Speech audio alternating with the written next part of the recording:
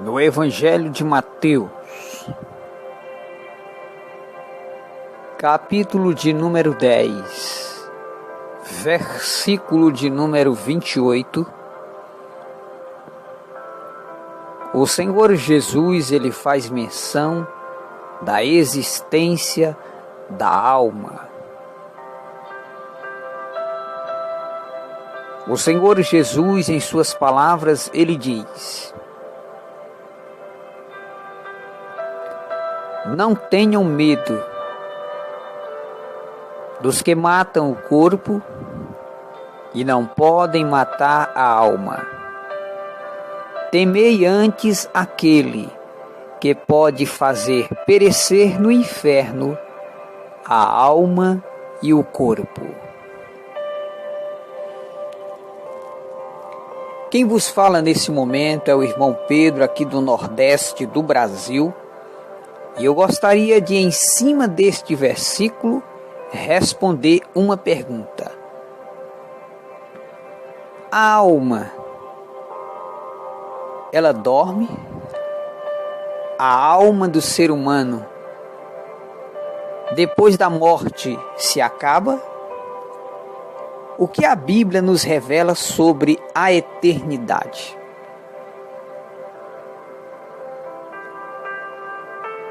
No livro do profeta Ezequiel, capítulo 18, versículo de número 4, o Senhor Deus diz: todas as almas são minhas, e a alma que pecar, essa morrerá.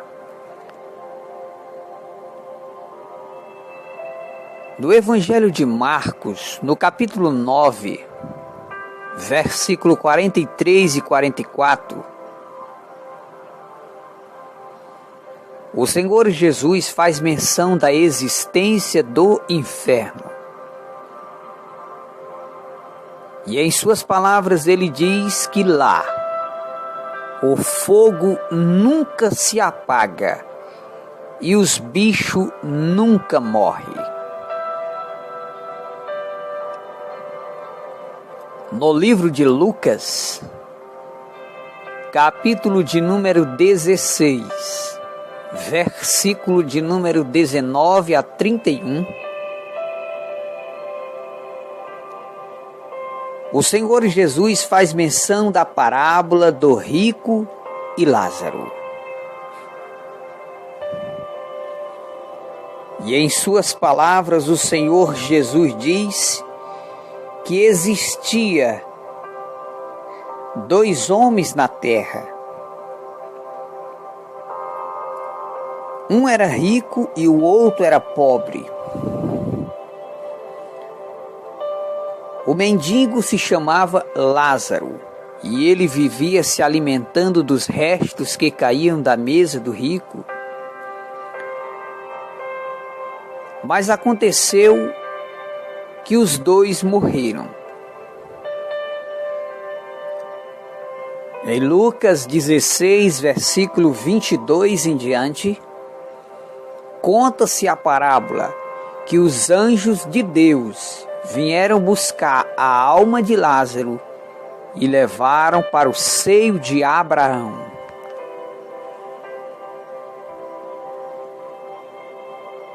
Percebe-se que depois que o corpo morre, a alma sai do corpo e parte para a eternidade. O Senhor Jesus, quando foi crucificado no alto do Calvário, ele foi crucificado no meio de dois malfeitores, um à direita e o outro à esquerda. E um dos malfeitores, minutos finais da sua morte, se arrependeu dos pecados. Olhou para Cristo e disse: Senhor, lembra de mim quando entrares no teu reino? O Senhor Jesus olhou para ele e disse: eu te prometo que hoje estarás comigo no paraíso.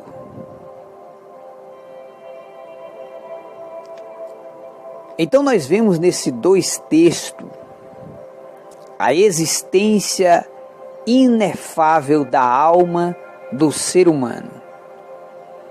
O corpo ele morre porque ele é terra, ele é pó. Eclesiastes 12, versículo 7 diz que o espírito de vida volta para Deus. Mas nós que somos a alma vivente, nós partimos para a eternidade, com Deus ou sem Deus.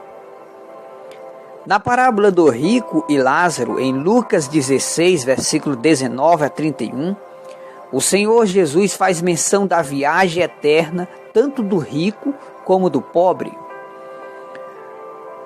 O rico morreu e foi para o inferno, o pobre morreu e foi para o paraíso. Há uma separação depois da morte. As pessoas boas vão se encontrar com Deus e as pessoas más descem aos tormentos do inferno.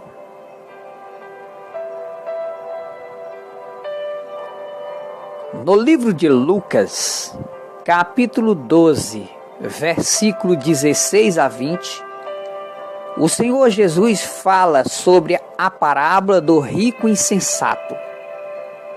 Era um homem muito rico e produzia muito, tinha muitos servos ao seu serviço, e ele colhia tantos frutos da terra que não cabia mais no celeiro. E ele disse: vou derrubar os meus celeiros, edificarei outros maiores. Ali recolherei todos os meus frutos e vou dizer para a minha alma: alma, tens em depósito muitos bens para muitos anos. Descansa, come, bebe e folga. Mas naquela noite, aquele rico foi dormir e ele ouviu uma voz que dizia: louco, louco, esta noite te pedirão a tua alma, e o que tens preparado para quem será? Então, depois da morte, nós não leva nada. Tudo desta terra aqui fica.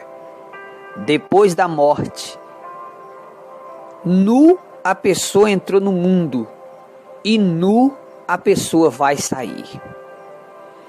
Quando a gente morre, toda fama, luxo, riqueza, carro, dinheiro, casas, mansões, tudo fica para trás. É nesse momento que o ser humano reconhece que sem Deus não há alegria, não há salvação, não há paz. Por mais que o homem seja o maior milionário do mundo, mas sem a salvação, ele é pobre, ele é desgraçado, ele é cego e nu perante Deus. Ricos para Deus são as pessoas que ouvem e põem em prática a palavra do Senhor. Em Lucas capítulo 12, versículo 16 a 20, o rico ouviu a pergunta: a tua alma para quem será? Será para Deus ou será para Satanás? Depois da morte, há uma separação. Uns vão para o céu, outros vão para o inferno. É por isso que o Senhor Jesus disse que nós não precisamos andar perturbado com o dia de amanhã, porque não sabemos o que acontecerá amanhã. Certa feita, uma irmã entrou em contato comigo e ela disse que o filho dela se formou na área de medicina e antes de exercer a função de médico, a morte pegou ele. A morte, ela não avisa quando ela vem.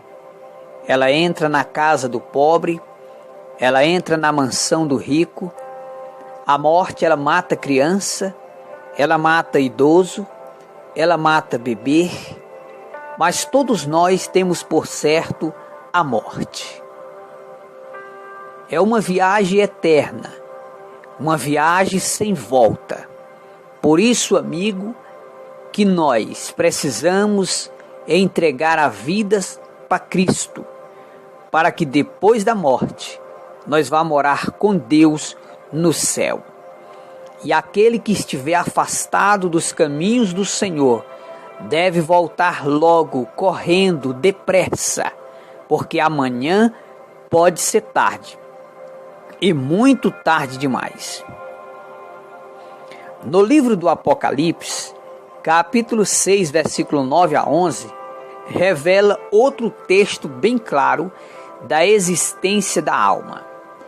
Aparece a abertura do 5º selo do Apocalipse, aonde haverá uma grande perseguição religiosa e os irmãos que forem mortos, as suas almas vão estar debaixo do altar, clamando por vingança.